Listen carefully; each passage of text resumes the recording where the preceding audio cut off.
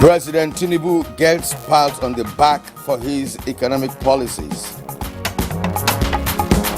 It's all about Nigerian people. It's all about youth. It's all about making sure our women are involved and empowered.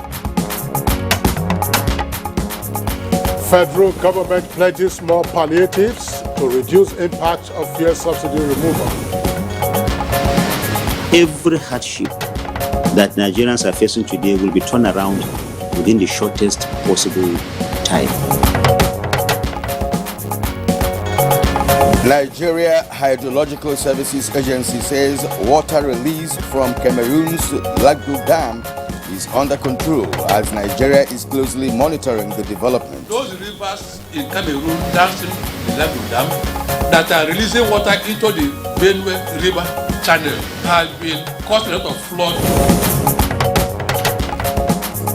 And on Good Morning Nigeria today, we shall discuss how to further boost Nigeria's external reserves.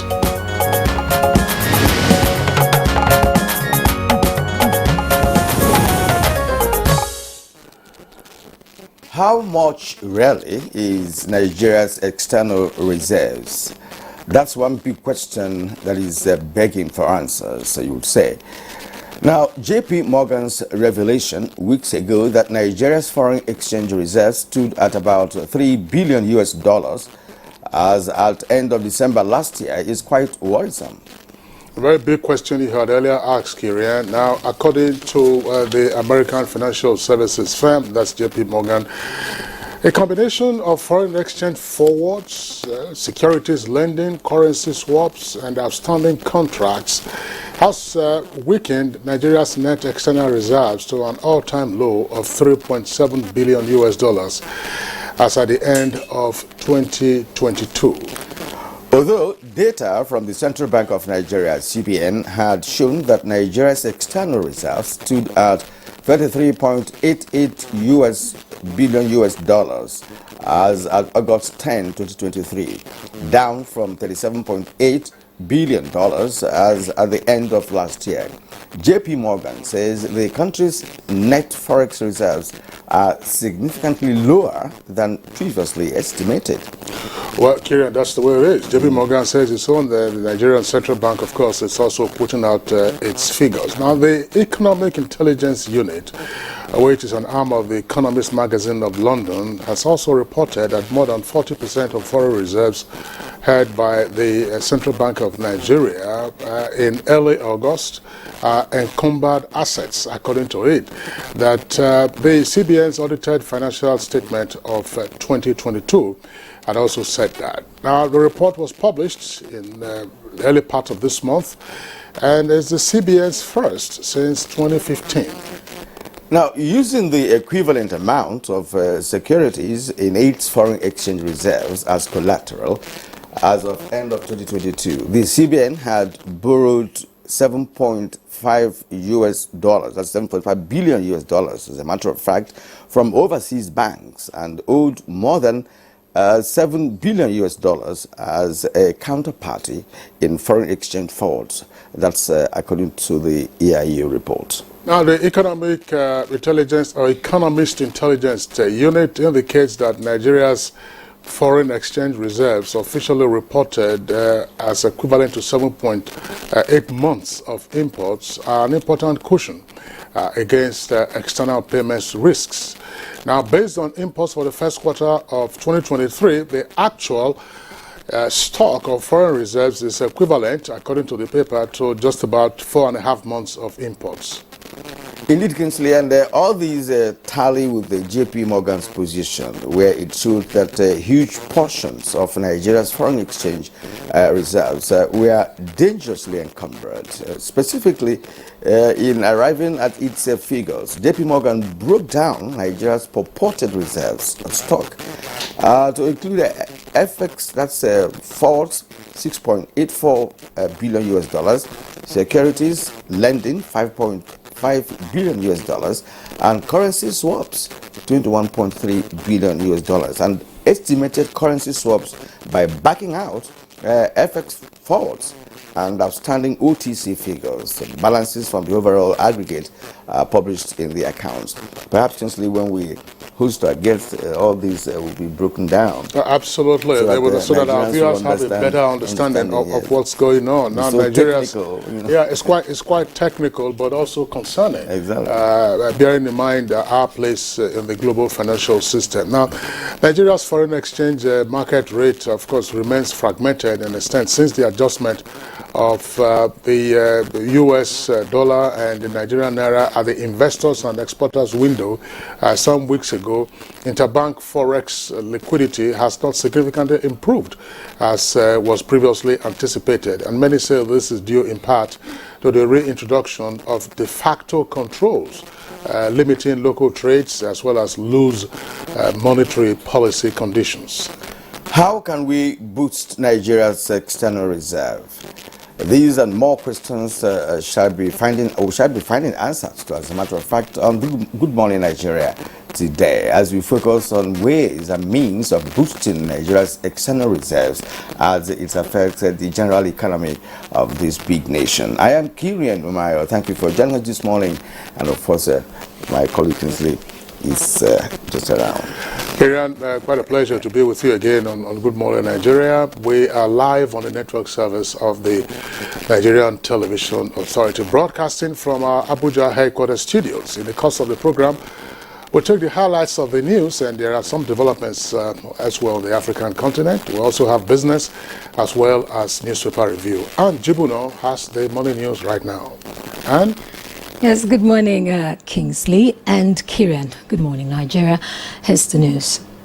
A report just reaching us indicates that a group of senior Gabonese military officers appeared on national television in the early hours of Wednesday, that's today, and said they had taken power minutes after the state election body announced President Ali Bongo had won a third term. The officers said they represented all security and defense forces in the Central African nation. They said the election results were cancelled, all borders closed until further notice, and state institutions dissolved. Loud sounds of gunfire could be heard in the capital, Libreville. Well, President Bola Ahmed Tinubu is still receiving commendations for his policy decisions on the country's economy so far. An economist and revered entrepreneur in the banking sector, Tony Elumelu, who visited President Tinubu at the State House, acknowledges that the Nigerian leader has taken decisions in the interest of the country. He implores Nigerians to be patient with the president to see the benefits yet to come out of the decisions.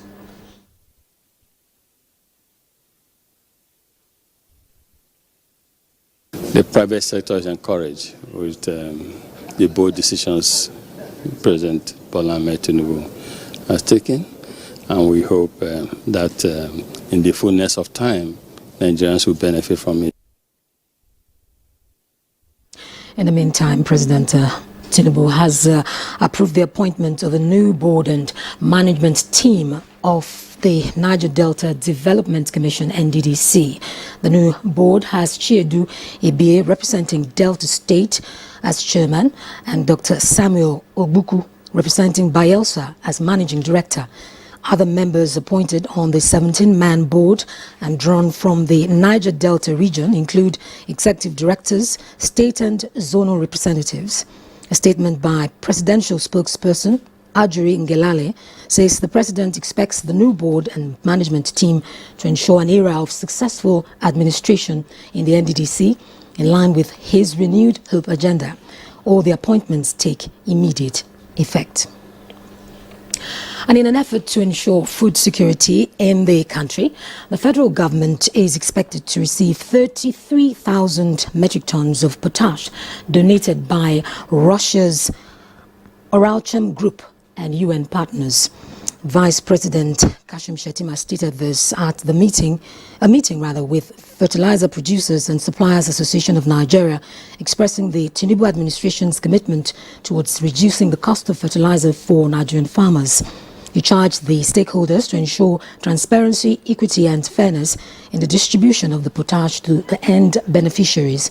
The donation is part of the gains of the Russia-Africa Summit held in St. Petersburg, Russia in July this year, where the federal government's delegation met with the leadership of Uralcham Group and World Food Programme over the donation of a consignment of 33,000 metric tons of potash to Nigeria. More palliatives will soon be made available to cushion the effects of the current economic realities. Minister of Information and National Orientation, Mohammed Idris Malagi, gave the assurance while receiving the Niger State Governor, Mohammed Umar Bago. Assorted grains have been sent to states, and we know that each state of Nigeria has received the sum of 5 billion naira in the first instance.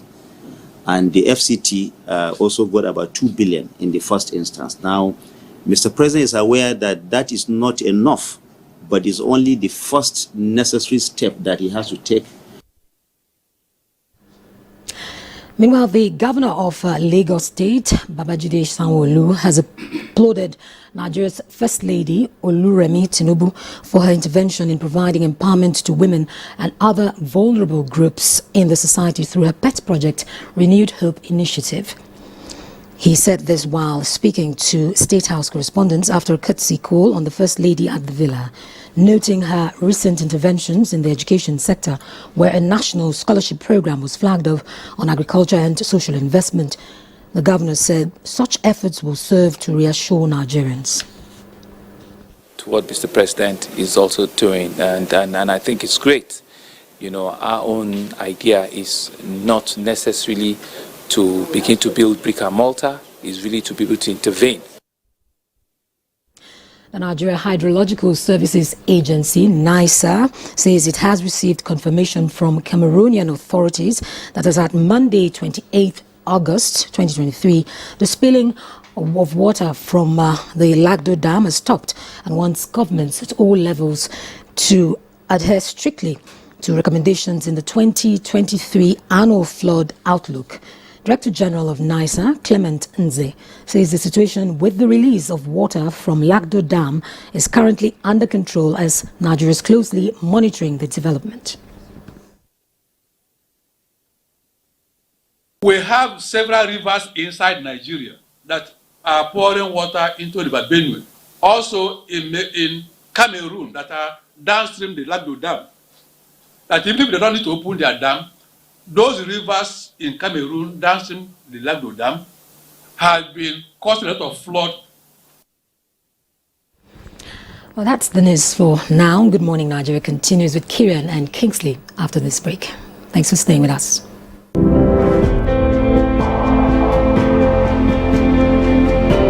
Our commitment is to promote the greatest good for the greatest number of our people. On principle, we shall never falter. We will get out of this turbulence. And due to the measures we have taken, Nigeria will be better equipped and able to take advantage of the future that awaits her.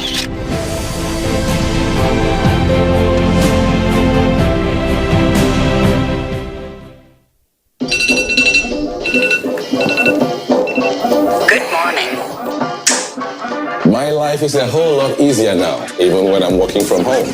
I still get everything done. Workout track.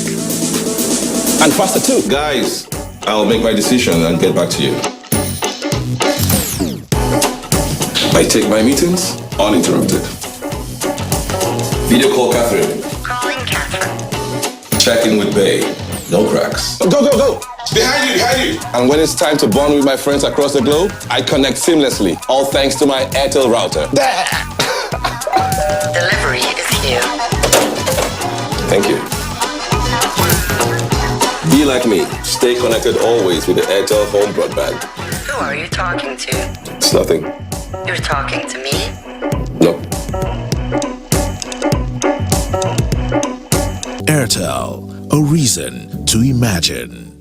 We are Inter-Party Advisory Council, IPAC. We are political parties. We are the pathway to political power. IPAC, in line with its core mandate, is carrying out peer review mechanism for elected political office holders. Performance of the President of Nigeria, state governors, state and National Assembly members will be assessed comparatively. This will trigger healthy competition amongst our elected politicians to deliver dividends of democracy like good roads, good healthcare delivery system, good schools, full employment, security, and so on. This prestigious program will soon be shown live on television stations across Nigeria. IPAC, deepening and consolidating democracy.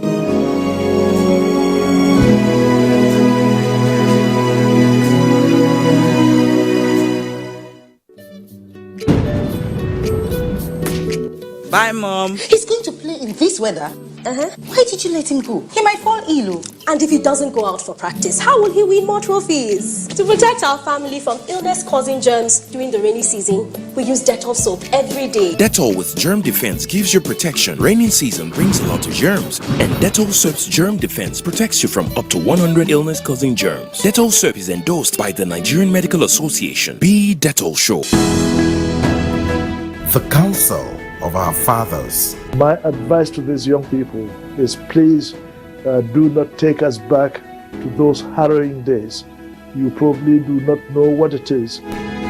Nigerian youths, let's build our nation together.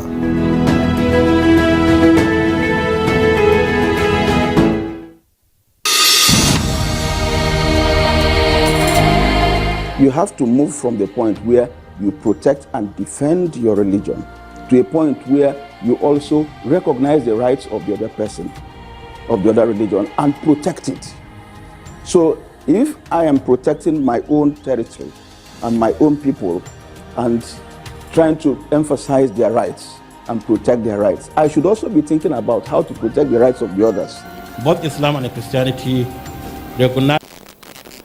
All right, you're watching Good Morning Nigeria on NTA Network Service. Now it's time for business. Nigeria Customs Service pledges to enhance trade facilitation through partnership with Nigerian Ports Authority. These are two key agencies concerned with trade facilitation. Now let's join Kunle Adeye for details of that and more on business news. The Acting Comptroller General of Customs, Adewale Adeniyi, has expressed commitment to enhance the output of designated export processing terminals in Nigeria. He disclosed these in a meeting with the Managing Director of the Nigerian Ports Authority, Muhammad Bello Koko, in Abuja. While speaking about the recent developments at Lily Pond, the customs boss told Mr. Koko that the two organizations need to synergize and streamline the operations of seaports in the country. He said forming a joint team that will engage other government agencies to refine the activities of exporting goods through the installation of trackers to avoid delays in the diversion of goods is a task that must be achieved. The Managing Director of the Nigerian Ports Authority, Muhammad Bello Koko, craved for customs support to upgrade facilities at the Ikorodu lighter terminal to decongest Lagos ports, saying the facility will attract higher patronage once Lagos ports are decongested. And quickly to the details of Tuesday's tradings on the floor of the exchange.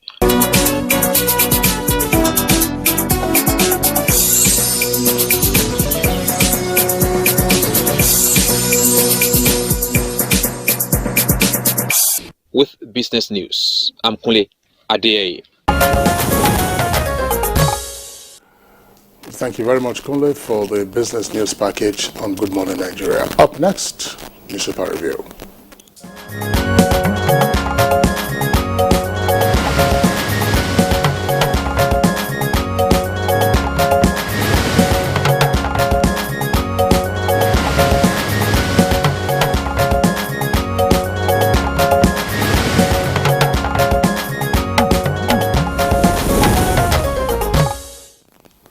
All right, and we have Chukwudi Okolie Waja here with us for today's analysis. Hello, Kiriam. Good morning. Yeah, you're welcome. Good morning, Kingsley.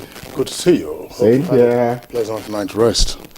We're taking a look at the three papers we have this morning. Of course, I'm sure you listened to our news bulletin earlier on. That story is not on the front pages of the papers. We're talking about developments in Gabon. But let's begin with the Punch newspaper. Punch, above the nameplate, says few accused hit Lagos, but others as thieves vandalize pipelines. Federal government lost 1.9 trillion naira to oil theft in July. That's according to a report. Niger, Algeria demands 6-month transition from junta. That's on page 10. Cameroon dam opening. That's the kicker. 700 billion naira CBN farmers loan under threat in flooded states. 2 riders flood in 204 Niger communities. 17 displaced, panic in Benue and Adamawa. Federal government faults Cameroon's release of Lagdo Dam's water without prior notice. And then the photographs on the front page there show the introduction of new CNG buses by the state transport system in Yola. And the deputy governor, of course, there is at the wheels. Of course, I hope she wasn't moving it unless she has a license to drive a bus. NNPP divided over Tinubu and Atiku, and factions suspend Kwankwanso and others. Civil defense raids Gombe nightclubs, arrest 46. Product taxes rise to 1.36 trillion naira in 6 months. That's attributed to the NBS. And also very quickly, according to the Leadership newspaper, job racketeering. Reps absorb committee of extortion allegations. Reps absorb committee of extortion allegations. Diabetes. Federal government to jack sugar sweetened beverages tax to 20%. So that's a sugar tax going up by 20%. Now, confusion, suspension and expulsion rock NNPP, Kwankwanso BOT chair, others asked. Bitter tales about exploitation of children as maids persist. Bitter tales about exploitation of children as maids persist. Banks borrow 12 trillion naira from CBN in 8 months. And governorship polls intrigue as PDP and APC name Wike in campaign teams. That's on page 12. Carry on. All right. Now, let's go to the Nation newspaper.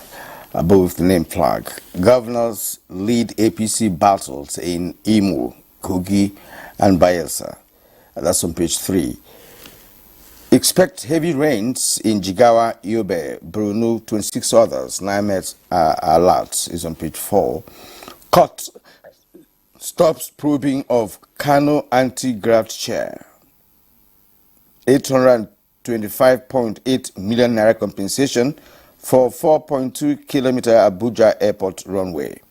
All that on page 28 and page 2 of the Nation. CJN earns more than VP. Senate President says the Revenue Mobilization Allocation on Fiscal Commission, RAMFAC. Stock market hits highest level. Investors' return rises to 8.3 trillion naira. That's on page 3. Why I won't beg federal government to release me, says Kano.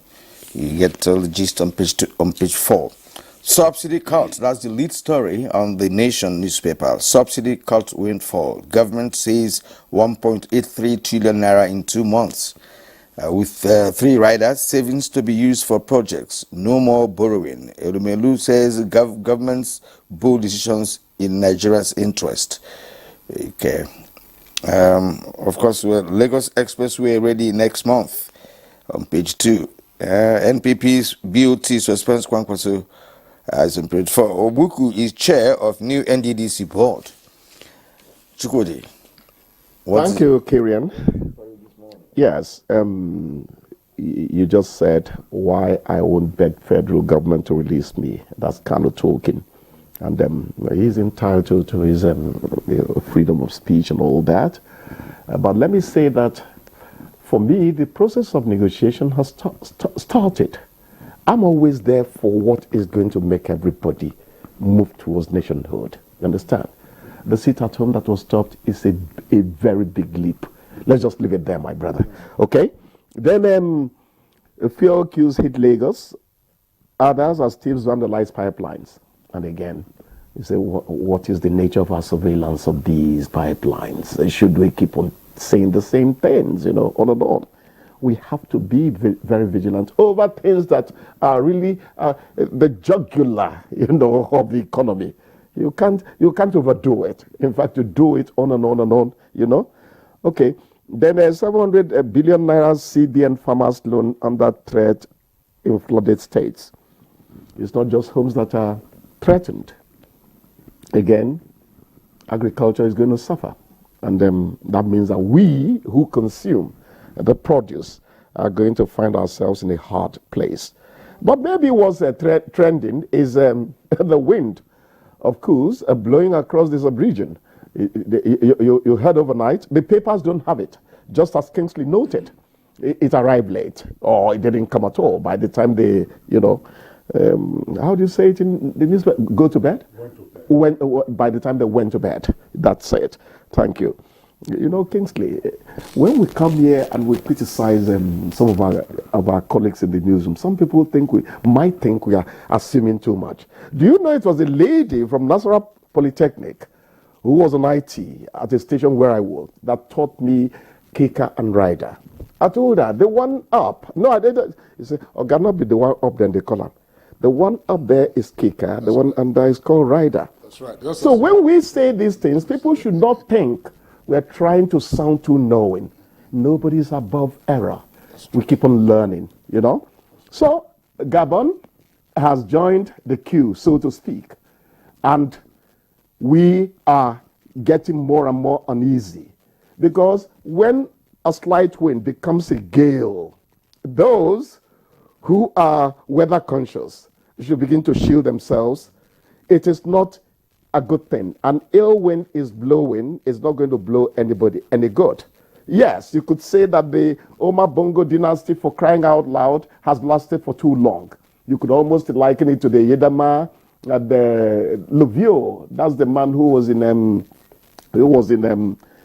Ivory Coast, the old one. That's what they called him till he died and all that. So these are long dynasties, so to speak. But the question I ask gentlemen is military rule the solution? You are saying that Ali Bongo's election, third term, it was going to be, if they had allowed it, it was fraudulent. The opposition says it was fraudulent. And remember, these men in khaki, it was a military general in this country that said coups are not done till we find out that the public sentiment would favor an insurrection, a coup by the army. Soldiers don't go to get to the State House till they find out that public opinion is not going to be heavily against them. So we're in a kind of quagmire. I don't know what your take is on this, gentlemen. It is a problem. An ill wind is blowing through this region, and I don't like it at all. Exactly. I don't. Exactly. That's not the best for us. But when you create an ill wind, it blows. The thing is in creation. Well, these things build up over time, and people forget history so fast. Remember Emperor Bokassa of Central African Republic? He reigned. Remember the Idi Amin? He reigned. How did these people? How did they end? We know the recent ones, Gaddafi, who's been there for 40 years and planning to install his son. And you can name it. Ouattara of Cote d'Ivoire, but the Paul Biya of Cameroon. I mean, where do you want to start? People started hearing Omar Bongo's family from when they were kindergartens. Today, you are still in power, and you now went and dealt with the constitution to accommodate third term. I mean, you arouse these things to make these things to happen. What we're saying is that khaki boys can never be the best. They say that the worst democracy is better than the best military regime. That is true. But in reality of life, when somebody has to exist on a daily basis, you have to go to a market to buy food, you have to transport yourself. Then you begin to think about yourself. Are you part of this environment or not? That is what's happening. It's a natural phenomenon that has to go with history. All right? No man reigned for too long. No. He ends one way or another. Not just in Africa, but elsewhere across the globe. So that's why. So I'm not surprised that it happened, because something led to it. If there was no undue extension of tenure in the place, I'm not sure the military guards would have struck. Kingsley, you don't want to know the amount of debate Kyrian and I engage at home. We don't want to bring it here. What I keep telling him is, fine, you might have a point. Sit tight rulers should expect some kind of comeuppance. But is military rule the solution? Well, very pertinent question. And gentlemen, you both have also raised useful points. It's just for us to take a walk back, say, 25 years ago in our country. Where were we in 1998? At this time in 1998, Nigeria was in the grip of an anti-military rule sentiment. All Nigerians wanted was, look, let's have democracy. Because we had been through the June 12 crisis and we all knew what it was. It hadn't been pleasant. I mean, most of us, we have all been professionals at that material time, and we saw what happened. I've referenced here on the program the abuse and misuse of Decree Number 2, Decree Number 4, the closure of media organizations, that's the abridgment of fundamental rights. And then we came up with democracy in 1999. General Abdulsalami Abubakar handed over, and then we had a constitution that said, okay, let's go on.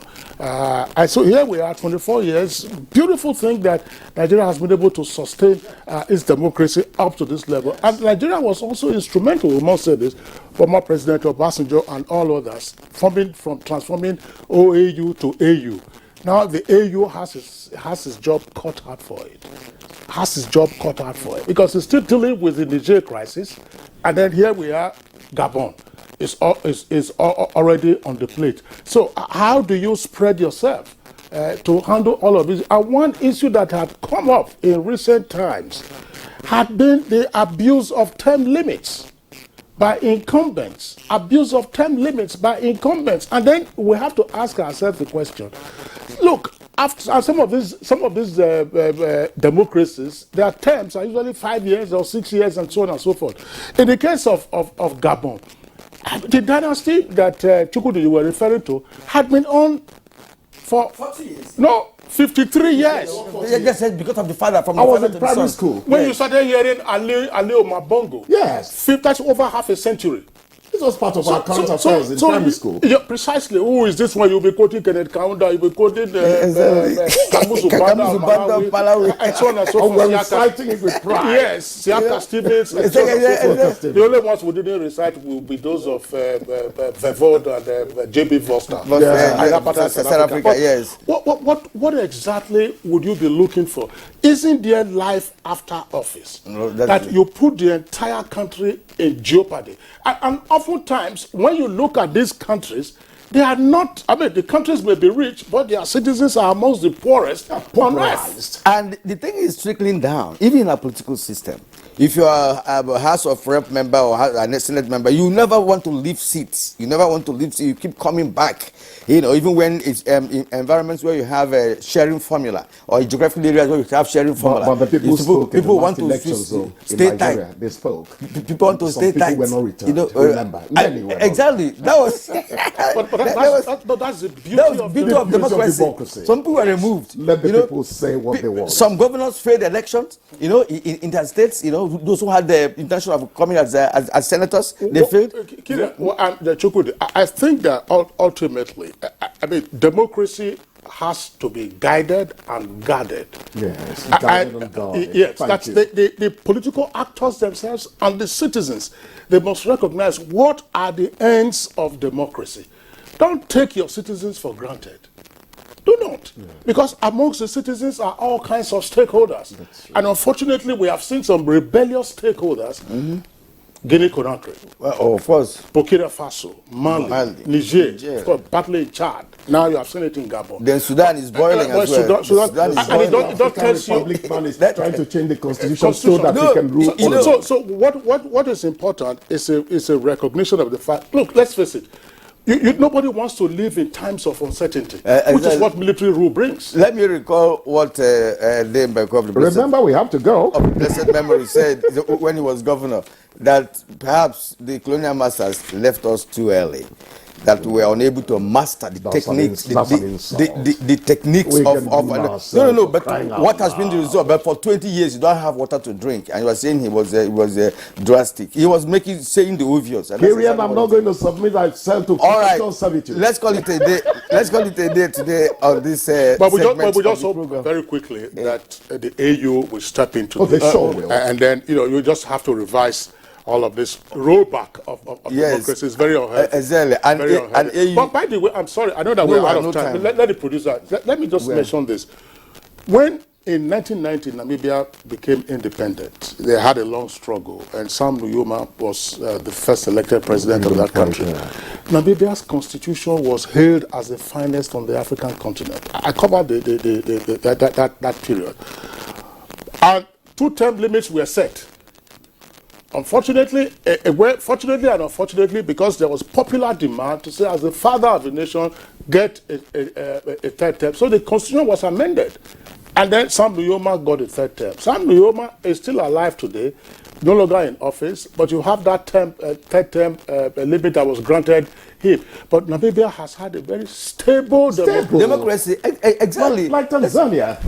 Exactly. So, gentlemen, let's just end it here. And, I appreciate Chukwudi Okoliubuaja for... I appreciate you guys more. You make it lively. For storming the studio and, of course, doing an analysis of what papers are saying. So, thank you for being with us up to this moment. Don't go away, because we'll take a short break now, and when we come back, we'll continue with the conversation, which is on boosting the foreign reserves of this great nation. Stay with us. We must all join hands to work hard so that we build a country for our grandchildren. My hope is that we develop this nation where every citizen is given his due right. There is transparency, honesty, and integrity. Put the interests of this country first and foremost. Interest of Nigeria is being one nation, one people. The need, if I mean, to put things right, things that have gone wrong before, to try and put right, for the love of country.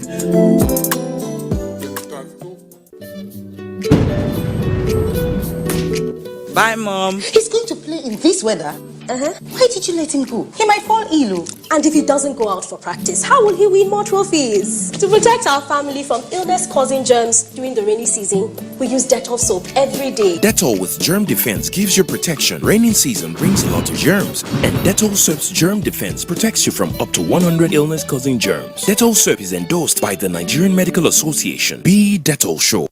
NTA Television College JAWS is calling on candidates who obtained a minimum score of 100 in the 2023-2024 JAMB Unified Tertiary Matriculation Examination UTME and are interested in our 2-year National Innovation Diploma NID program to select the college as their first choice institution. Such candidates must have a minimum of 5 O-level credits in relevant subjects, and they are expected to apply for any of the following courses: film and television production, broadcast journalism, and television engineering technology. We also call on UTME candidates who obtained a minimum score of 180 to select NTA Television College as their first choice and apply for our Bachelor of Science degree program in Mass Communication. These candidates must have a minimum of 5 O-level credits in relevant art subjects, including English language and mathematics. Direct entry candidates are also required to select the institution as their first choice before they can gain admission into the college. For more inquiries, please visit NTA Television College near Old Government House, Rayfield, JAWS, or call any of the following numbers: 0806-980-9807 and 0803-079-5335. You can also visit our website at ntatvc.edu.ng. Registrar.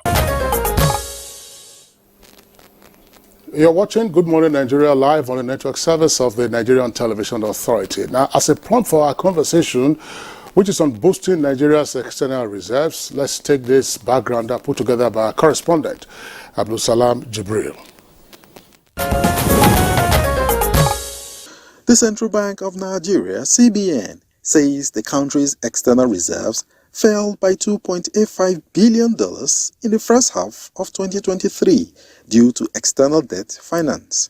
Records from the Apex Bank indicate that the foreign reserves, which was at $37.07 billion in January, fell to $34.22 billion as at the end of June this year. According to the CBN, the reserves fell by $3.43 billion in 2022 from $40.52 billion as at the end of 31st December 2021 to $37.09 billion as of December 29, 2022. Some analysts note that this is the largest half-year drop since 2015, when the external reserves went from $34.4 billion at the end of the year to $28.1 billion by the end of the first 6 months of June 2015. As at August 10, 2023, Nigeria's external reserves stood at $33.88 billion US. Experts have blamed the drop on the challenge with weak crude oil output, a lack of foreign investor participation in the capital market, and a fragmented forex market, among others.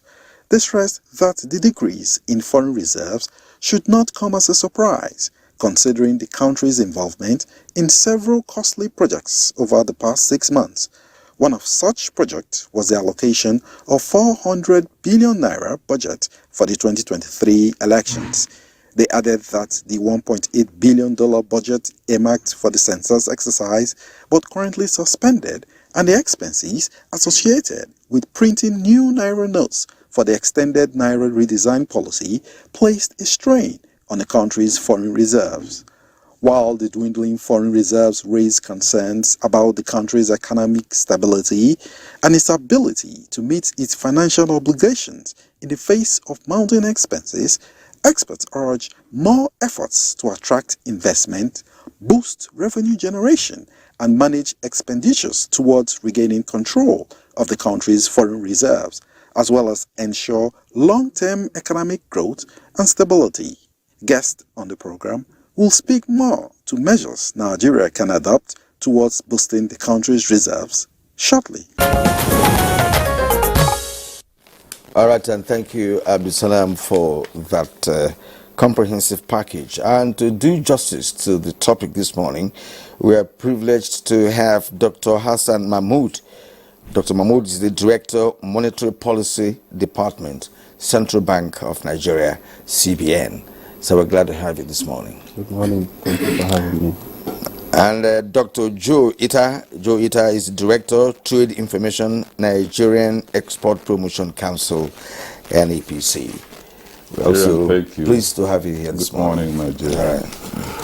All right, two other guests who are with us this morning, they are regulars on Good Morning Nigeria. Here in the Abuja studios, Shuaibu Idris, Managing Director, Timeline Consults.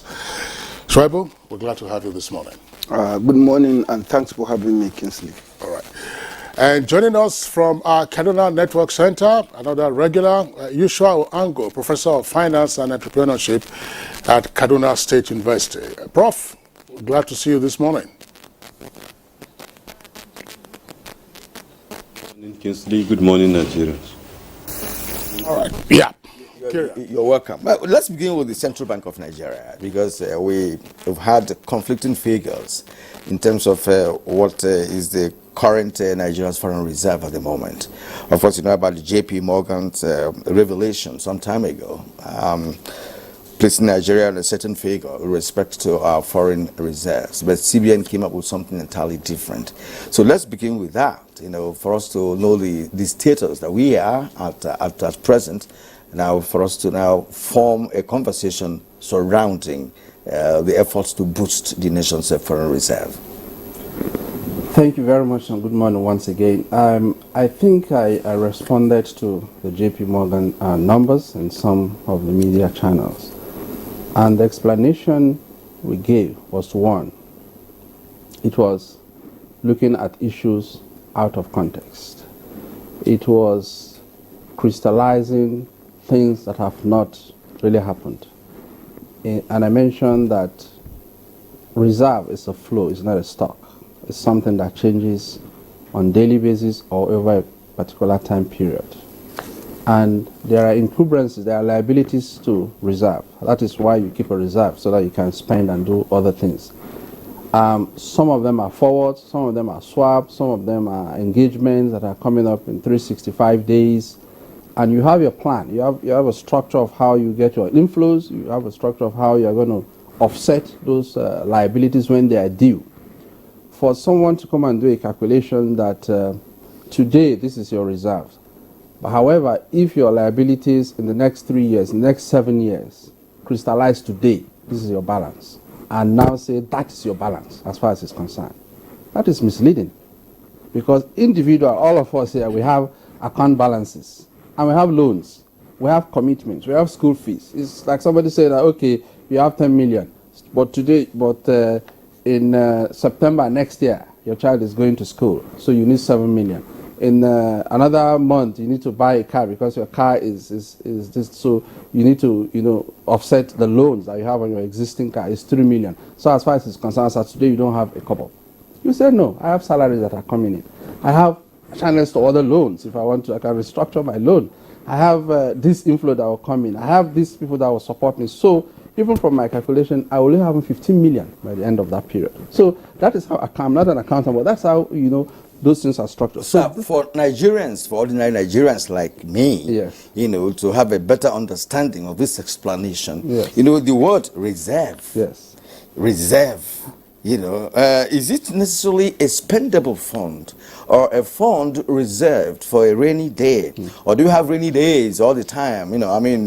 From January to December, shouldn't we have a reserve that could last for like 1 year plus before you begin to spend it on emergencies and the encumbrances you mentioned?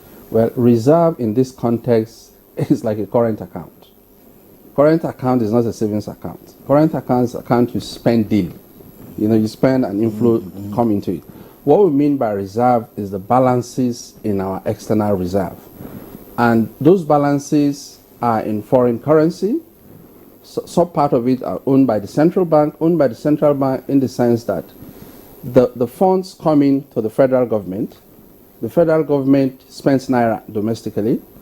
So the funds are converted to naira by the central bank, and central bank holds, as a banker to the federal government, of course, holds the dollars. So that portion becomes a portion for the central bank. Federal governments also have inflows in FX. Those are also, they call them federation component. So you have those components of the reserve. So what we mean by that reserve is the funds in foreign currency that you have to meet your foreign exchange obligation. As a nation, individuals also have reserve. And like I said, it's just like account balance. Individuals also have reserve. People have domiciliary account, people have savings account, current account. So that is what we mean by that reserve. But the external portion of it means that central bank is holding it as an accountant, as the account banker to the government, is holding that reserve for the federal government. The central bank's portion is used to defend the naira. Because one of the functions of the central bank is also to ensure the stability and the appropriate value of the currency. So he uses that to defend the naira in the event that the prices of the naira is fluctuating in different forms. Okay, Dr. Hassan Mahmoud, thank you very much for your explanation.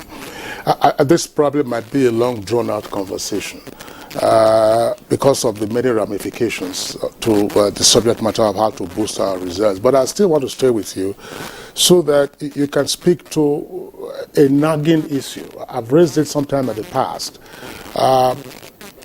Why is there, in Nigeria's case, excessive focus on our foreign reserves?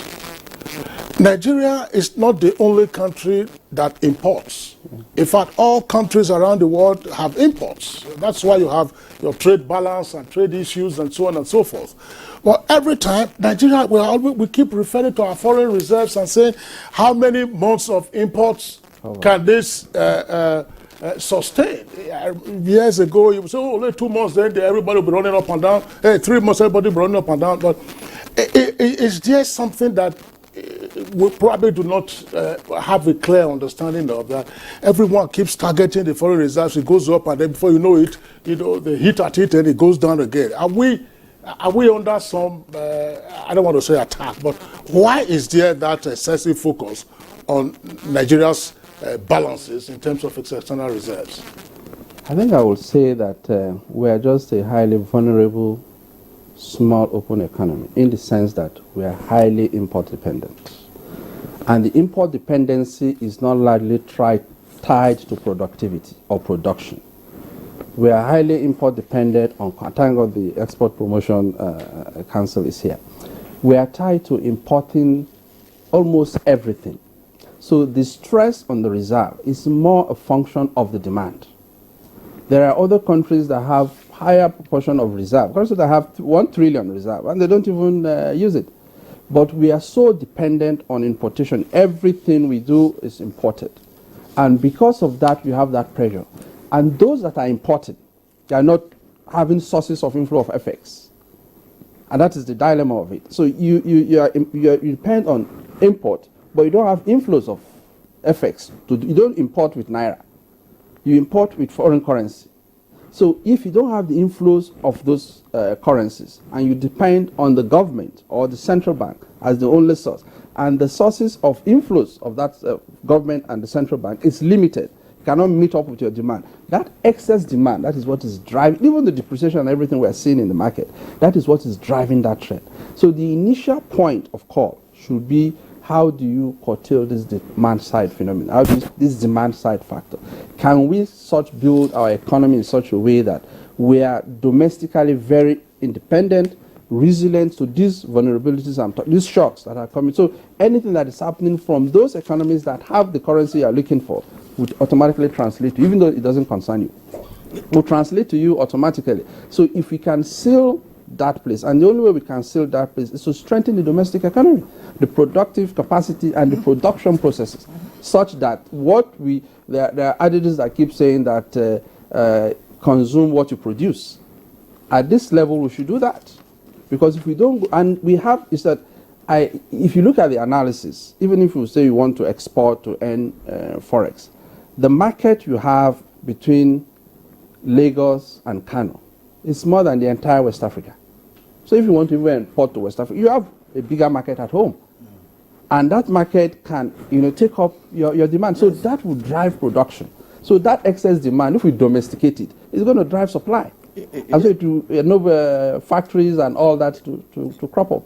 Yes, Dr. Hassan Mahmoud, brilliant, explanation you have made this morning. And I'm even wondering, why central bank, has not delved into the issue of manufacturing, like you did in agriculture and all of that.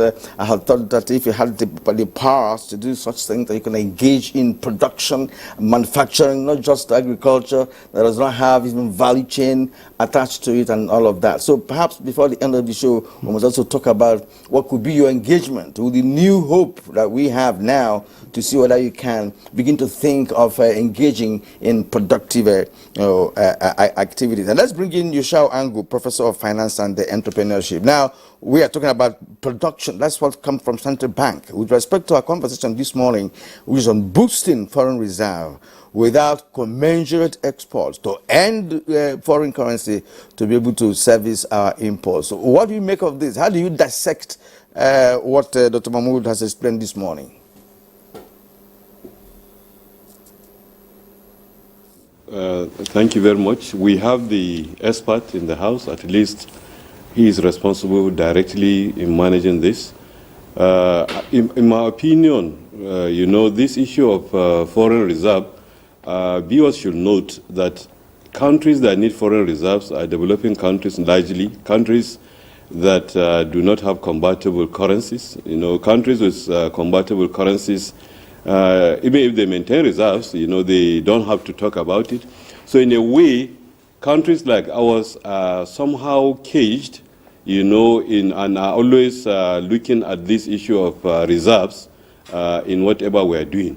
And also, perhaps we need to also emphasize, for the benefit of viewers, that when we're talking about reserves, just like Dr. Mahmoud explained, it is encompassing assets that are held, in various forms, in treasury bills, in other investable funds, in gold reserves, in SDRs, that are held, by the central bank, which is the monetary authority here, and maybe perhaps sometimes on behalf of the federal government. But people should also note, there are also a lot of foreign currency that comes in and goes out, into the country that are, held by private entities, which are probably not part of that reserve.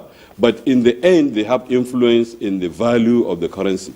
The whole essence of the reserve, sincerely, as you have pointed out, is to ensure, stability, some reasonable stability of the Nigerian currency vis-a-vis other currencies globally. And that is the essence. And that is why, for example, sometimes it is measured in the sense of, how much months of imports can it cover? That is at least a minimum of 3 months. Some are saying, no, instead of that, why not look at the current portion of our liabilities that are supposed to come up in the near future. But like Dr. Mahmoud also said, sometimes the misleading thing is that people are forgetting, because if you are looking at your liabilities that are supposed to come up in the next 1 year, you are also forgetting that there are a lot of inflows that are also coming in, within the next 1 year. So in essence, this issue of reserves, we are giving it so much attention, and especially here, because yes, it's important, but then in a way our minds are caged. We are looking at it as if it is the beginning and end of everything. I believe sincerely, we have to do a lot to maintain reserve, in foreign currency, because we have no alternative as a developing country, as a country whose currency is not convertible. But then we are paying so much attention to it. Now, of course, the easiest way to look at how this reserve depletes is to look at the fact that Nigeria is highly import dependent compared to the level of exports that we make. So certainly, like has been propounded also, if we can improve our exports or reduce our imports, naturally that will now take care of the demand side and therefore probably boost our reserves. There are also issues of luck. Sometimes the fact that the major current business we have, exporting is oil. If we have a lot of oil exports and at a high price, certainly that will also improve the reserves. So I'm sure we'll discuss more of the various ways and measures through which we can ensure that this reserve increases. Let me stop at this point and allow other participants. All right, thank you very much, Professor Yusha Ango. We'll come back to you in the course of the conversation. Now back to the studios. Shuaibu Idris, let's have your take on this. Before we get into the inflows and outflows, demand and supply of Forex. Yes, Nigeria is heavily import dependent, we understand, but how much of these imports, so-called, are really genuine?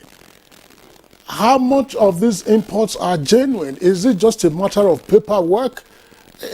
For instance, some of the manufacturing entities here, they say raw materials, and the raw materials are available right here in this country. So is it a matter of their own accounting and profit shifting that we're having all of this? I mean, profit shifting will relate to taxation, but tell us, in your opinion, why is it that every now and then, foreign reserves? It's worrisome, isn't it? Thank you very much, Kingsley. Before I delve into the question, I like to align my thoughts to what Dr. Mahmoud said. Number one, even though my first place of work after leaving university was Chase, Nigeria, so JP Morgan Chase technically is my former employer, but I would like to take a swab on the so-called figure they bandied as our estimated foreign reserve, as they put it. I think it is absolutely wrong and incorrect for anybody outside Nigeria to begin to second guess how much is our asset. Believe you me sincerely, if you were to put a gun on the head of the governor of Central Bank at a particular point in time, whoever is the governor may only give you an estimate of our reserves, because the actual value of the reserves needs to be properly interrogated. Dr. Mahmoud, you can controvert me, but I know I'm speaking fact. Number one, part of our reserves are held in gold, and the value of the gold changes per minute, in fact per second. Number two, part of our reserves are held in yuan. How can JP Morgan know the current account balances of the Federal Republic of Nigeria, say in the People's Republic of China's Reserve Bank, or the value of the gold in the vault of Central Bank? You sit down in the US and you bandy a figure with a view to ruining our country. I think that was a most mischievous statement to come from JP Morgan, despite the patronage of Nigeria giving JP Morgan Chase some businesses. I've known, like I said, JP Morgan from 1987 when I started work as a banker, and I've known when the government of Nigeria did give them a lot of businesses to do export reconciliation of certain foreign accounts, to issue promissory notes in dollars. I would have thought, even if they had those figures, they shouldn't have been figures for public consumption. Reserves of a country is our financial security. Can we really go out to beat our chest and say this is our armed forces capacity, or this is our political capacity, or this is our social capacity? We must tactfully get out of the realm of bringing out these figures as this is our foreign reserves. I don't see any reason why such figures should be shared publicly and with recklessness. I know there is need for transparency. I know there is need for accountability. However, certain figures must not be shared with just anybody. There are people that need those figures for the purposes for which they are occupying a certain position. And even when they move out of that position, those figures should not be shared with them. And I think Central Bank, and indeed the Federal Republic of Nigeria, and in particular Mr. President, should cause a change in this direction. Foreign reserves of our nation should not, must not, and never just be bandied almost on a weekly basis or on a daily basis. I think it is wrong. Fast forward your question. Sometimes, I try as much as I can to limit what one gets out. But believe you me sincerely, Kingsley, fellow Nigerians and fellow discussants, the nation, this country has been consistently being raped, and raped by no other personalities than us and a few foreigners doing business in Nigeria. What do I mean? Those purportedly importing raw materials, I use the word purportedly with all sense of humility and sense of responsibility. Quite a number of the imports are inflated. You see people importing raw materials, maybe a kilogram or a ton of a certain raw materials is supposed to be priced as, say, $100. What the importers may be putting in their invoices would have been $120 or $110, despite the fact that they are expected to get volume discount. So the country is losing. A majority of these importers, believe you me sincerely, they open LCs in favor of their foreign countries. foreign companies. So, for example, a Nigerian company, I don't want to mention name, but a Nigerian company that is, say, originally from UK, they have a world-class purchasing office in Singapore. They want to import raw materials in China or India. They establish an LC in favor of their subsidiary, quote and unquote, or sister company in Singapore, and the money goes out. So from day one, whatever they do the business in Nigeria, even if it is a loss, they have already made gains out of the over invoicing they have done. And unfortunately, we sit down with my dear brother here. Central Bank appears to be helpless, despite the fact that today, in a global economy, in a one village world, that you can touch a button to know exactly the price of this camera that is snapping me here, we tend to be helpless and allow just anything to go. Let me pause here. All right, Shwabi Idris, thank you indeed. Let's now go to the Dr. Joe Ita, the Director of Trade Information, Nigerian Export Promotion. But before we do that, you made some points to say that JP Morgan ought not to have shared publicly whatever figures that they have. But some experts are also saying that everything the world today is in public domain because other countries' foreign reserves are known. And so on. But again, if professionally speaking, they shouldn't do that. Why do that? Especially when they are giving us figures that we cannot reconcile with what the Apex Bank in Nigeria has. But for you, all the speakers made mention of the fact that we are import dependent. And we are relying on agencies such as yours to ensure that Nigeria balances its trade in terms of what we export. Let's have an idea of what you think is the volume of export that Nigerians make on a daily basis, if you wish to do that. I ask this question because we have had issues with export in Nigeria. At some point during Obasanjo administration, is it yam or cassava was rejected at one China airport or somewhere or port of entry. And we also had history of rejection of some of Nigerian products as well in recent times. So let's have a view of what it is like to say, look, Nigeria is still an export nation. Thank you so much, Kieran. And boosting Nigeria's external reserve, as has been said by other discussants, cannot be in the positive. I agree. Without some form of reasonable exports being made. And the onus has always been on Nigeria and Nigerians who are involved in the business of exporting to ensure that they are able to see to the fact that our goods are exported. But the problem has always also been there, problem of formalizing and scaling production to be able to reach the target of the quantity and quality of what is exported. Coming down to your question now,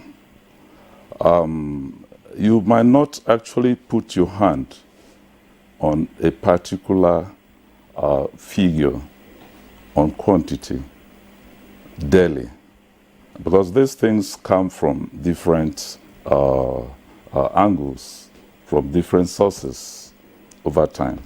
But I can tell you for sure that, for instance, if I put it to quarterly, to half yearly, and yearly, that some form of real exportation is going on with a lot of products starting from urea, fertilizer, sesame, cashew, and we can also take it down to exactly those who are involved in it in terms of the companies who are doing very well. We believe that they can do better if we need our reserves to be maintained in positive.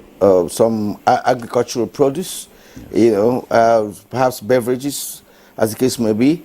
What other things that we export in this country? We need to know, even if it's in the neighboring country. We know that, for instance, Inasun Motors and other local automobile companies in Nigeria are exporting to other countries in Africa. At least to say, look, automobile engineering, that Nigeria is exporting it for now.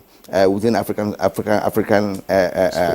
exactly. So what other things do we do? Because I want to believe in us having an international product that is acceptable globally. Are we thinking in that direction?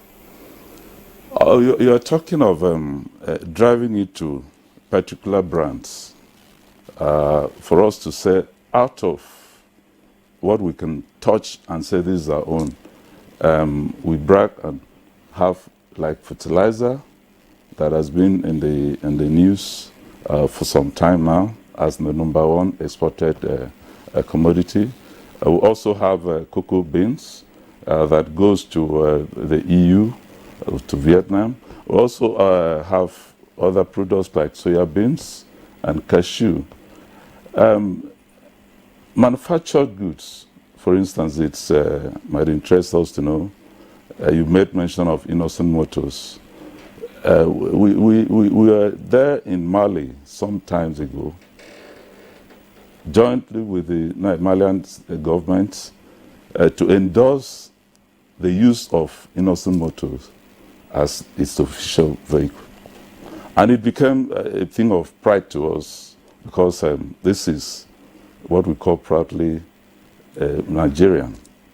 But it was never enough because the Innocent right here, suffice it to say, is not even able to supply enough chocolates of exporting in the real sense of it to satisfy like Mali. In branding and coming out with just one product that we can truly call our own, there are so many things that are involved.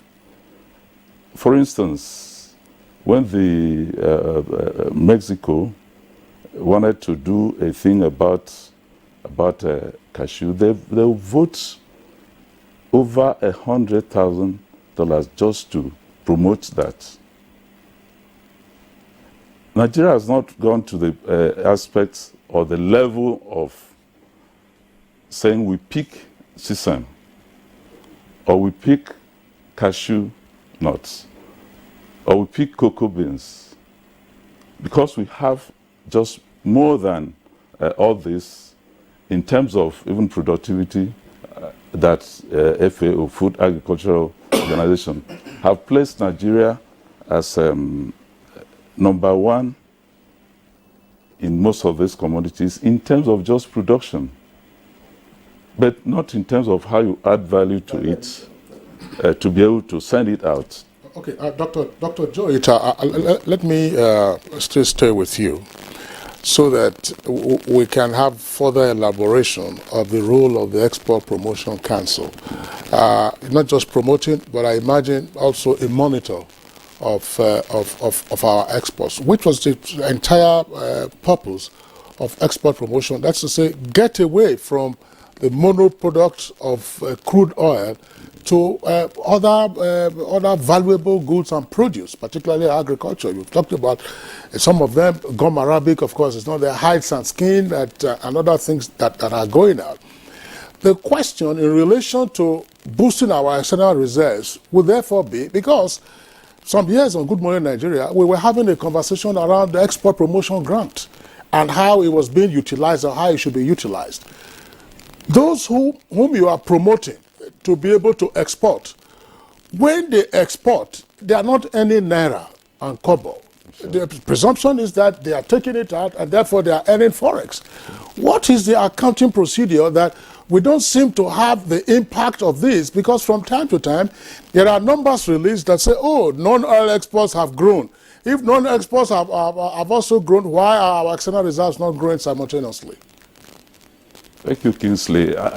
If non-oil export has grown, as we would rightly put it, because in 2021, the entirety of the year came out with 2.8 billion performance from non-oil export. By 2022, it has gone to 4.82 billion US dollars. But that is not enough. Because it's not enough, it therefore means that you cannot have the balance of trade. What you're asking about what we inject in terms of export expansion grants, which naturally was supposed to broaden the base of production, increase employment, and upscale and formalize most of the things that those who are getting the grants are doing. It is not enough, even what has been given to these companies as grants. And so they can also be doing their little best. And that is why you can see the slight performance increase. We agree and accept that much more needs to be done. Because if that's not done, you have talked about accounting and following up. We do that. We receive status reports, the progress on the number that the companies are employing, how they have also been able to upscale quantities. For instance, if you simply talk of cocoa beans, Nigeria is still hovering around 300,000 metric tons, whereas Ghana has moved from 5 to 6 to 700 metric tons. Cote d'Ivoire is doing 1.5 million. And the usual problems are there around us on how to upscale these things. It's not good for us. You check it like the cocoa beans. Our own has what you call the finer flavor. So what is it that is the problem? It could be around packaging, standardization, labeling, and towards this, few steps has also been taken, including the recent one that Afreximbank has established what you call African Quality Assurance Center at Shagamu. What does this do? It is to inspect, certify quality standard of products that goes out here. All right. If you don't mind, I want to follow up on this issue with Shuaibu Idris, because Shuaibu, you recall on Good Morning Nigeria, we've had a conversation around the foreign exchange inflows. And one of the points that always emerged at the time was that, multiple Forex windows were a disincentive to some exporters. That how would you expect somebody to export and then come back and then plow the money through the official window, which was less than, say, the other windows, particularly the parallel market window. So was it a case at that time that said, look, because the numbers is giving us now, even say $4 billion or say $2 billion, was it a case of its inadequate capture of the real quantum of goods produce that are leaving our shores? Because we keep hearing about truckloads or if not container loads of items leaving our place. And so with the virtual collapse now of the multiple windows, is that likely to alter? Well, thank you very much, Kingsley, once again. I think Dr. Joe has, espoused a lot in terms of our export capacities and what we've been doing. I think what we've left out, to my mind, is we need to interrogate where were we 30 years ago, 40 years ago, and where were we 10 years ago, and where are we today as far as export of agricultural commodities or produce in general is concerned. Number one, 30 years ago, we've been exporting raw sesame seed. We've been exporting raw cashew nut. We've been exporting raw this, raw that. Dr. Ita, even in those periods, we've been giving exporters an incentive called export expansion grant. The Nigerians that sat down to conceptualize export expansion grant borrowed that from what the government in Asia was doing to enhance export. In all these years, from the time we introduced the export expansion grant, as at the last time I checked, between 7 to 10 trillion naira of Nigerians' money has been given to exporters. Like I said, 30 years ago, we exported raw hide and skin. 30 years ago, 40 years ago, we exported raw sesame seed, raw cashew, raw that, raw rubber, raw cocoa. Why haven't we seen the will, the dexterity, and if not the forceful compulsion by government, by these exporters to be able to set up manufacturing base so that we can broaden and enhance the revenues from this export of agricultural commodities? It is important we look at that. Kingsley, fellow discussant, it is not the absence of arithmetical accuracy or accounting in terms of, okay, he's saying $4 billion or thereabout has been generated. $4 billion within the quantum of the economy of Nigeria is not a small amount of money. But then, when you look at a country that sells on the average, CBN sells on the average every month $1 billion to various exporters. So if we make $3-4 billion from agricultural export, is just about 2-3 months of our export, our actual, demand for foreign currency. So it's still not so much, and we can do even much more. But I think also sometimes we take policies, we make policies that are clearly are bereft of ideas. We have guys that are exporting agricultural produce. These same guys are giving export expansion grant, and they are not being nationalistic, they are not being patriotic, they are not being sincere or reasonable. So much so that because they were refusing to bring back this export proceed, the central bank had to introduce a policy of RT200. Bring in the money, we will even give you a little more money. Despite the fact that the government was giving them export expansion grant. How unfair can any trader or businessman be? How unpatriotic can any Nigerian be? All right, Shabi Idris, is that part of what we're saying, that Nigerians are unpatriotic, as rightly said. Some Nigerians are, yeah, really, some Nigerians are unpatriotic, And Dr. Tai, your explanation really made a lot of sense, But I think that what Shabi Idris is talking about is the value addition. Cote d'Ivoire, you mentioned in cocoa, they have advanced. They are doing chocolate. They no longer export raw as before. They have advanced in terms of value addition to their cocoa. So what happened to our own? What can value be added, on our own? And again, and begin to export it. Yes, Kieran, we are truly aware of what you're saying. And I can tell you for free that when the export expansion grant started, it didn't just start with EEG. There was a duty drawback at a certain point, and a paltry sum of less than 500,000 naira was paid. That's some years back.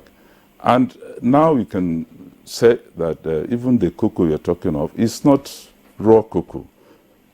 It could be cocoa liquor, cocoa beans, some form of value is being added. We agreed because we have a problem that Nigeria is not a nation of tea, coffee, chocolates. We still have to find a way around that. Even NEPC have gone the world. Yes. There is a plant in Ondo State, Ile Oluji. Yeah, yes, they add value to the raw cocoa beans. And they have their powder, the cocoa powder. There are also local chocolates. If you have a sweet tooth, you will know what I'm talking about. You go to the shops, you pick them up. On Good Morning Nigeria some years ago. Yes, on Good Morning Nigeria some years ago, one of them came. I think it was from Ondo State. The chocolate produced from Ondo won the second prize at an international competition. Exactly. And gave us some chocolates. Our colleague, Blessing Abo, and I were on set that day. Blessing took more of the chocolates than I know, but you took some. But you took some. Yeah, I took some. Exactly. So what we're saying is expansion. Expanding our horizon. But in some countries, if you go to the superstores, you can hardly find any chocolate produced outside that country. Indonesia, for instance. In fact, Asian tigers, for instance. Right. But moving to any of our shopping malls here, you can hardly see the Nigerian-made one you're talking about. You see foreign-made ones. So expansion is key. Let me return to Central Bank of Nigeria. We're going to go on break, but please let him say something. Well, these are the apex bank in Nigeria.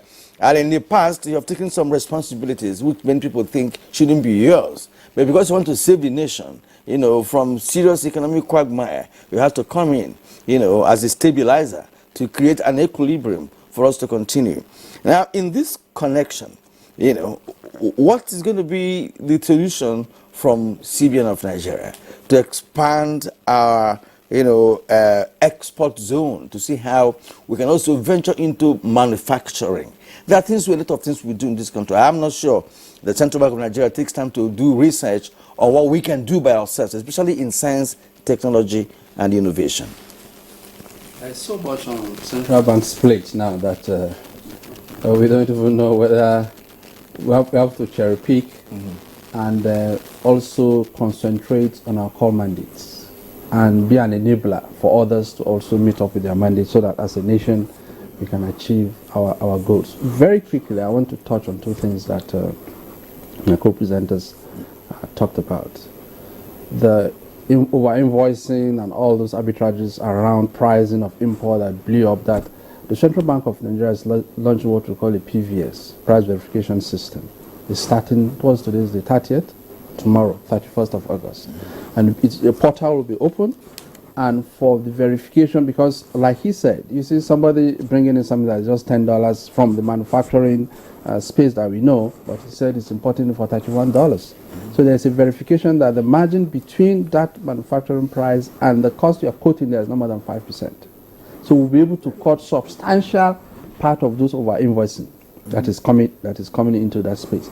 And also the question that was raised around why do we have so much, volume of export, and then we don't see accretion to our reserve and stuff like that.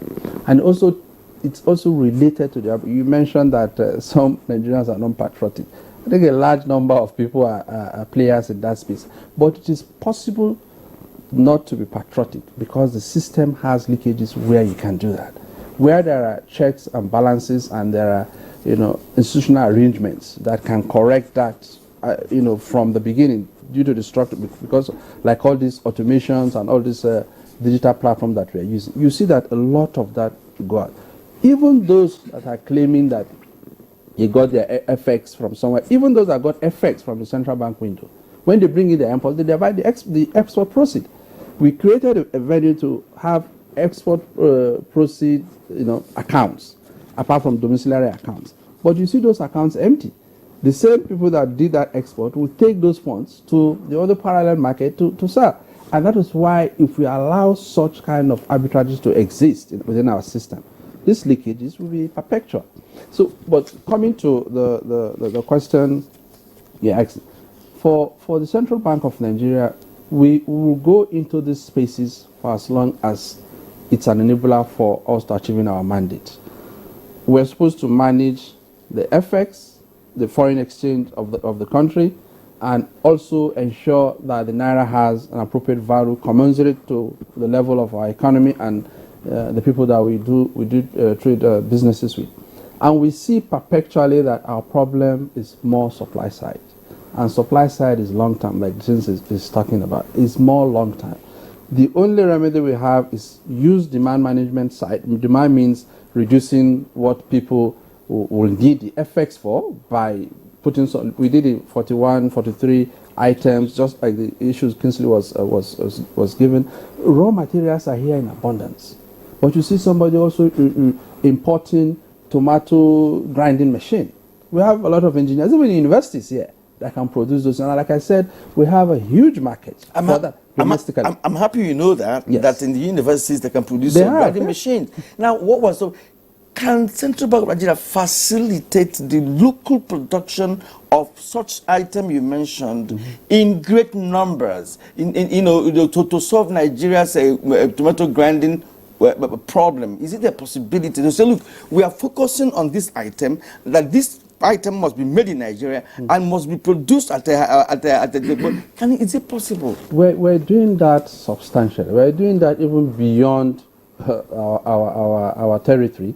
But what is important is that how will central bank facilitate the private sector, the financial institutions, to participate in this space? Because they have the expertise. We don't have the expertise. Exactly. We are just to be facilitators. We've created a lot of funding vehicles, BOI, other development financial institutions, bank of microfinance banks and all that. We created loads of funding, even for export stimulation. We have funding for that, for PPP, for value addition in the manufacturing subsector. One issue that the doctor raised was the fact that you measure the strength and productivity of a country by the complexity of its products. Complexity means how have you transformed this carpet? Now you transform it to become a paper. You just like you use leaf and turn leaf to a sheet of paper for printing this. So your advancement and growth is tied to the complexity of your product. So while we use all these years, like Idris said, to be doing cocoa beans, and now we got to just powder and stuff like that, countries use their domestic resources, transform it to such a level that you are highly competitive. When you go now, we eat chocolate everywhere you go. It's Belgium chocolate. If it's wristwatch, it's a Swiss watch. It's because they perfected the process. So we have these raw materials. We can perfect how that value addition, such that when I had in this NTA too, where somebody came and made an analysis that the returns on cocoa beans compared to chocolate is 21 times. I don't know how accurate that number, but the value you get in terms of your gains by selling cocoa beans and also selling chocolate is 21 times folds.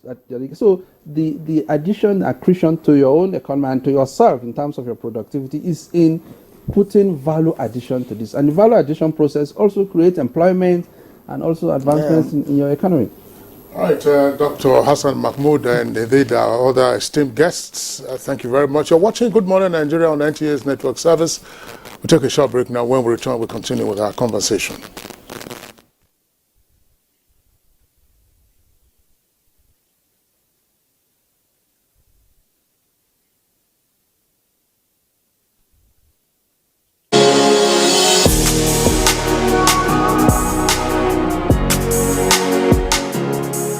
The job of making Nigeria great is my ambition, is my dream, to renew the hope of Nigerians, to really bring about changes that will promote unity, equity, stability, and prosperity for this country. It's not a one-man's job. It's a job of all of us.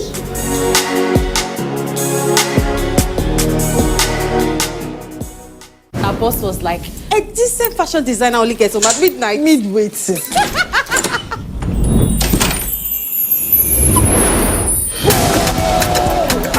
Man like Osimhen, Papa just the chop Italian league like Oha. These are real housewives of Abuja. Those women are fire.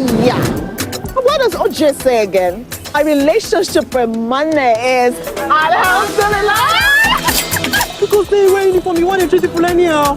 Imagine this officer, I will clear out online. Don't cost. Bruh, come on there. Things no matter. The biggest dragon for Westeros, now is small picking face up, climb down. Write them like Formula 1. Fear catch me. He found the gold and asked her for just shaking me piece of the pie, and she killed him for it. Obini. Fear women, no. No one tells a story like we do. Showmax, Africa's original streaming service. The counsel of our fathers. I will urge and advise our younger generation to use talent and brain to sort out problems, not arms. Nigerian youths, let's build our nation together.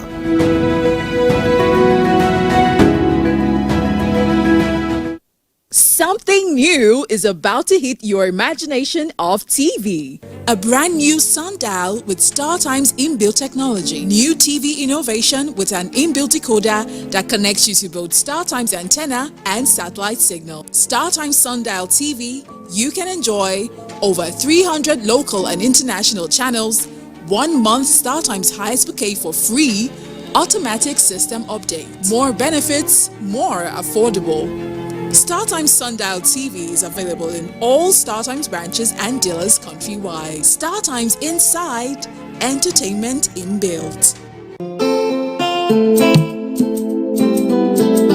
Nigeria means unity. Nigeria means freedom to me. Nigeria means greatness to me. Nigeria is indivisible. There is nothing you can do. We all have to savage it together and learn to love each other. We are indivisible.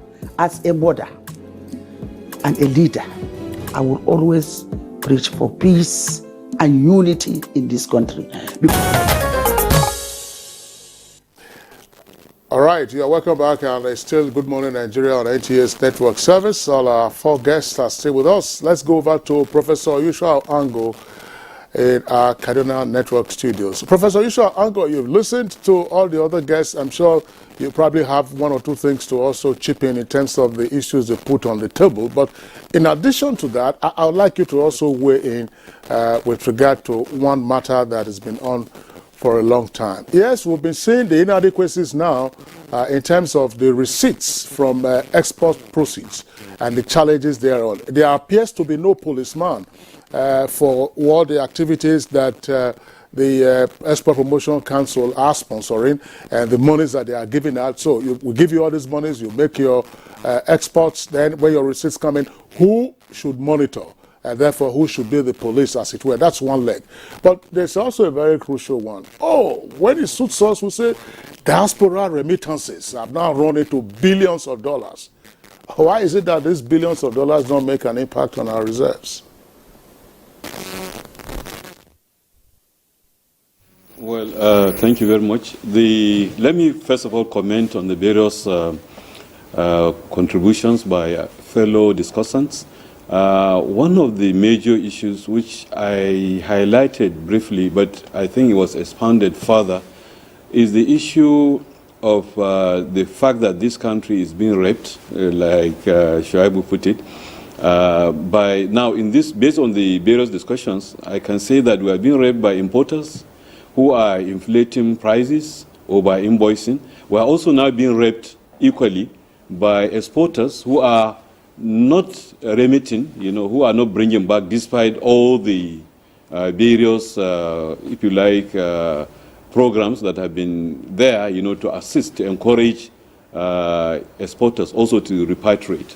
Now, this country, if you remember, we have been talking about this for long. I remember, I think it was President Ibrahim Babangida then, that said he could not understand, I can't put it exactly the way he put it, but he couldn't understand the resilience of the Nigerian economy, because despite all the hackings, despite all the rapes, the economy still continued. So basically, what I'm saying is that in all we do in this country, some sense of patriotism is required. We need to find ways in which we ensure that people do not take advantage of various, if you like, assistance, of government in various ways, to circumvent, and retain what they have.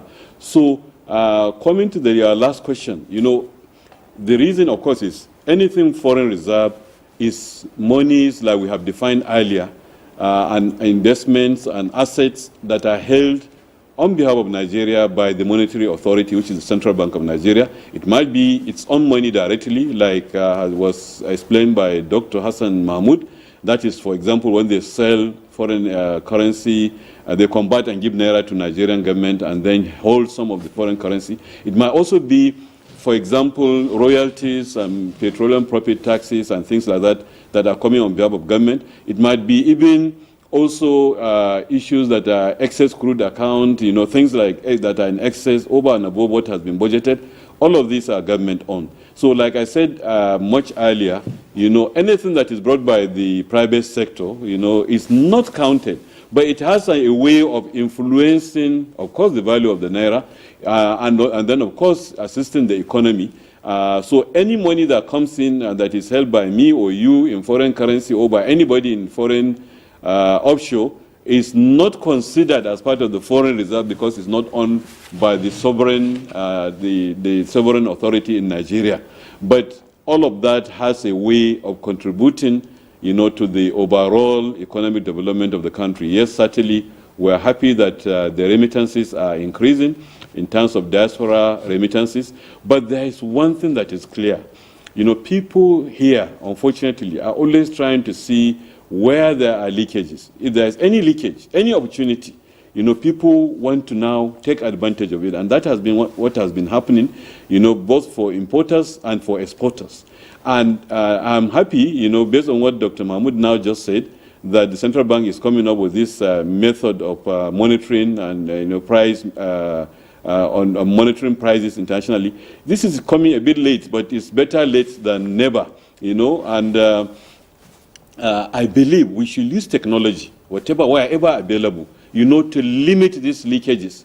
You know, even where people are not willing to be, you know, patriotic on their own, we should have systems in place, for goodness sake, to protect our country, protect our economy. You know, we should have systems in place that will checkmate anybody that wants to, you know, try to circumvent, you know, the normal rules.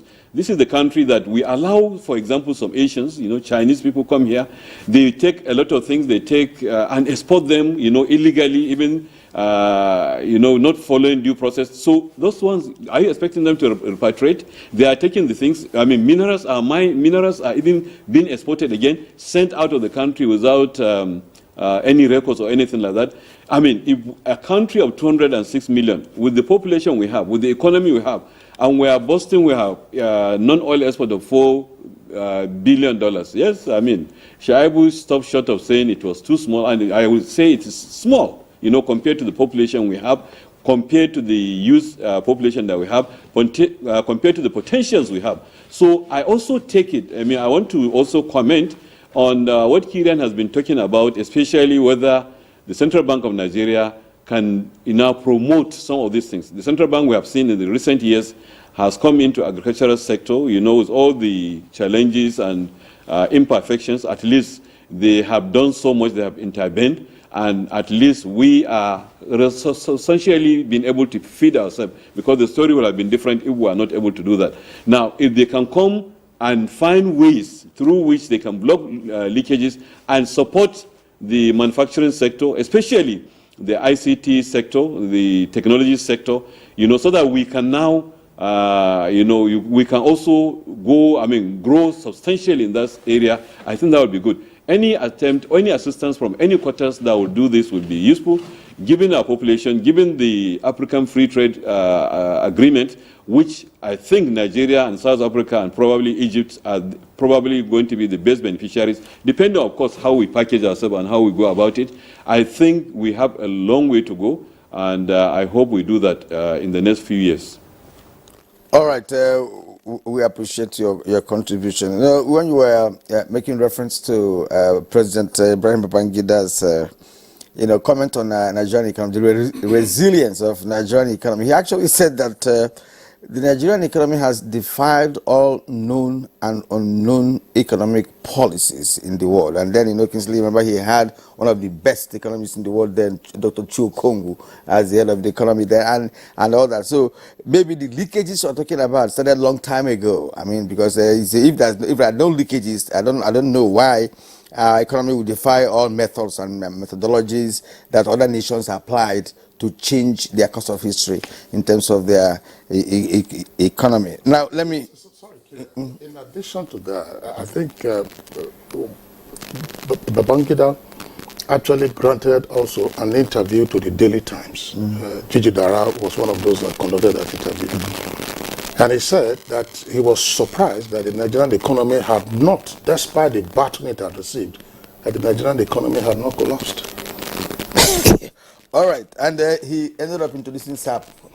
This was after SAP. After SAP, which was the interview was sometime in 1991 or so, yes. All right, Dr. Ita, as a closing remark, what do you think it can be done in your environment to see how we can, we can expand our export capabilities, to ramp up export capabilities from the non-oil sector to see how this nation can grow, just in some seconds. Thank you very much. Before I go there, let me talk about the control we've made mention of.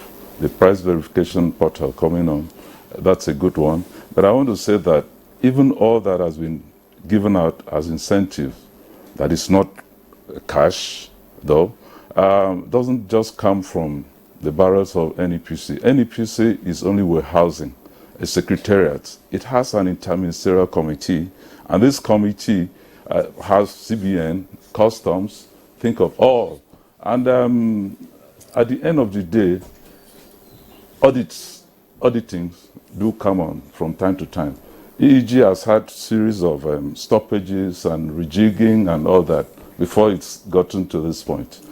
Yeah, coming back to what we can do, one of the things that NEPC has recently in 2022, flowing to 2023, what we've done to upscale production and introduction visibility for Nigerian products is what we call the export trade houses. And we've introduced this in 4 locations, hoping to join 2 more in Egypt, in Wuhan, China, in Cairo, also in Lomé here.